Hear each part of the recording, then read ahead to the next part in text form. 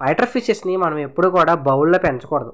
ఎందుకంటే ఈ బౌల్ అనేది ఏమాత్రం మంచిది అనేది కాదు ఫిషెస్కి.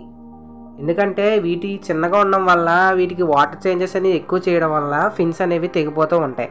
ఇంకా తిరగడానికి తక్కువ స్పేస్ ఉండడం వల్ల బెటా అనేది సిక్ అయిపోయి ఒక దిక్కున అలా ఉండిపోయి కొన్ని రోజులకు చనిపోవడం అనేది జరుగుతుంది.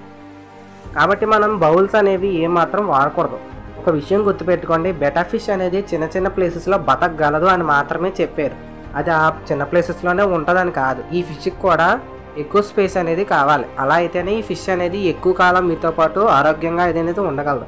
మీరు ఒక హెల్దీ బెటా పెంచాలి, ఫైటర్ని ఎలా పెంచాలి అని తెలియాలంటే మీరు వాటికంటూ ఒక గ్లాస్ ఎక్వేరియం అనేది చేయించుకోండి. హాఫ్ ఫీట్ ట్యాంక్స్ అనేవి ఉంటాయి. అవి అయితే మీరు ఖచ్చితంగా చేసుకోవాల్సి వస్తుంది. హాఫ్ ఫీట్ ట్యాంక్ మినిమం అనేది మన బెటాక్ అనేది ప్రొవైడ్ చేయాలి.